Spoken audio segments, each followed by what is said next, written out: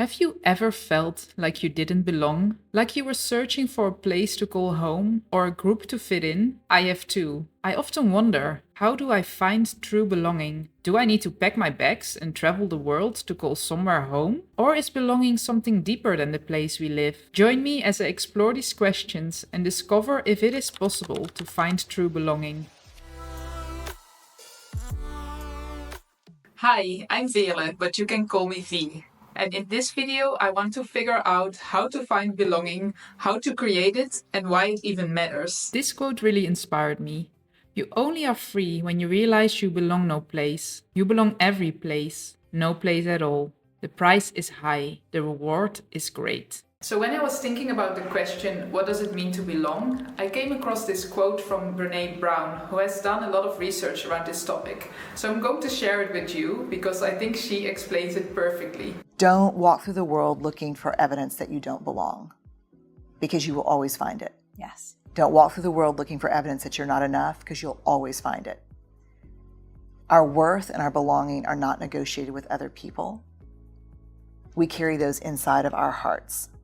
What I loved about what she shared is that there are basically two parts to belonging. One part is really feeling like you're part of something bigger, and the other part is really knowing that you can also stand alone whenever you need to. And there's this other thing that she shared that really resonated with me. This is the quote. True belonging is a spiritual practice, and it's about the ability to find sacredness in both being a part of something, but also the courage to stand alone. So this quote resonated with me so much because I could really relate to it, especially because of my travels and moves across the world.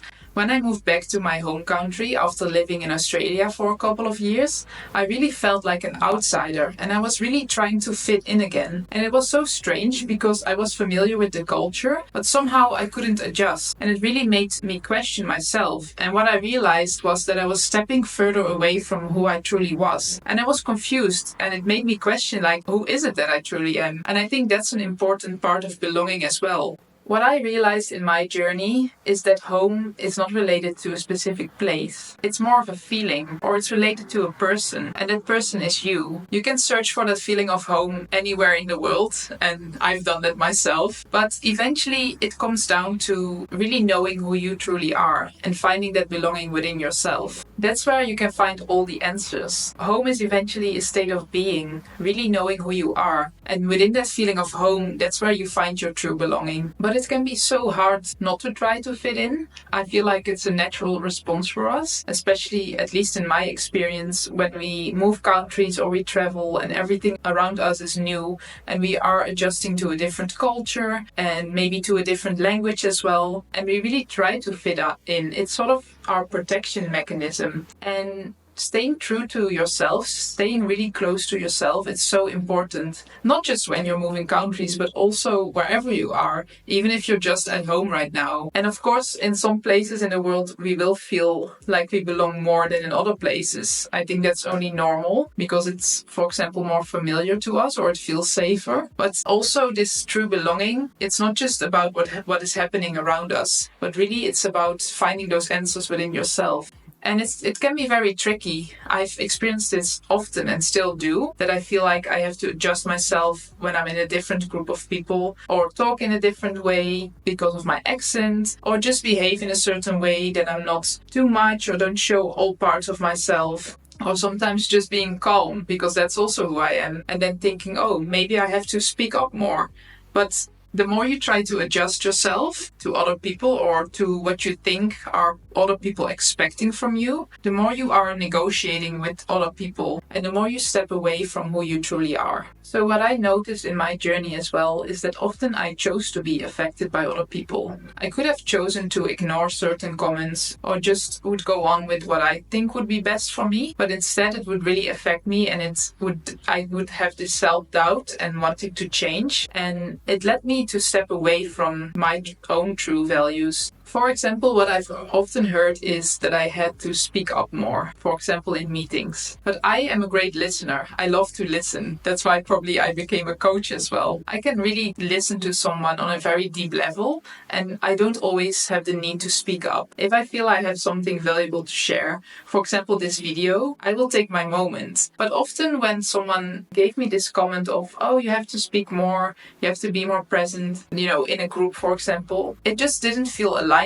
with me. But then I was trying to just speak because of their request, and it just felt off because I was like, well, if I don't have anything to share at this moment, why would I speak? I would give other people the space to speak. And this is just an example where sometimes when someone tells you something like this, you start doubting yourself and you start to change your behavior to please other people or to keep up with their expectations. And that's when you step away from who you truly are and you step away from your own power. Because in my case, if my power is listening and just speaking in the moments that I feel most powerful and that I have something valuable to share, if I don't listen to that inner voice, I'm just sharing random stuff that is not helpful at all, and I step away from who I truly am. And perhaps you can relate to that as well with a situation in your life or in your work, for example. For me, true belonging is also related to really feeling like you're enough. When you feel like you're enough, when you feel safe within yourself and to put yourself out there in the world, that's when you can find true belonging.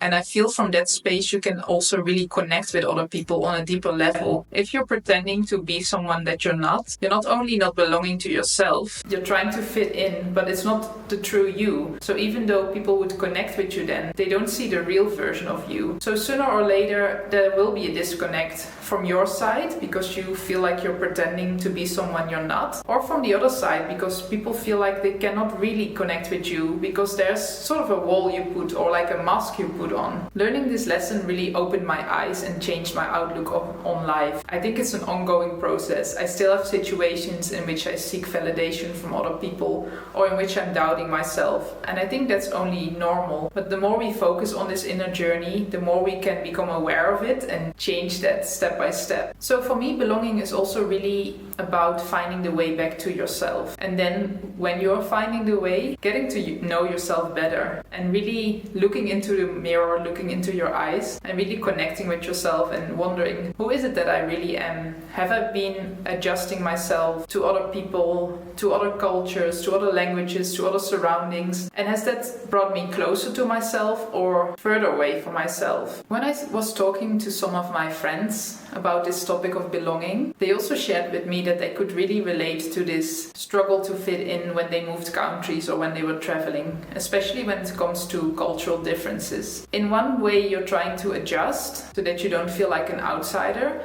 but on the other way, you're also trying to stay close to who you are, and that can really make you question yourself. And belonging is really combining those parts. So knowing that you're part of a community, part of a bigger picture, but also knowing that you belong to yourself and finding that balance and bringing those two together, that's, I think, where the most work lies. I'm curious to hear from you what you think about this topic of belonging, how you see it, how your view maybe has changed over the years, or how you are dealing with it right now. What does it mean to you and how does it apply to your life? Let me know in the comments and let's continue the conversation there. For now, thank you so much for watching my video and I hope to see you in the next one.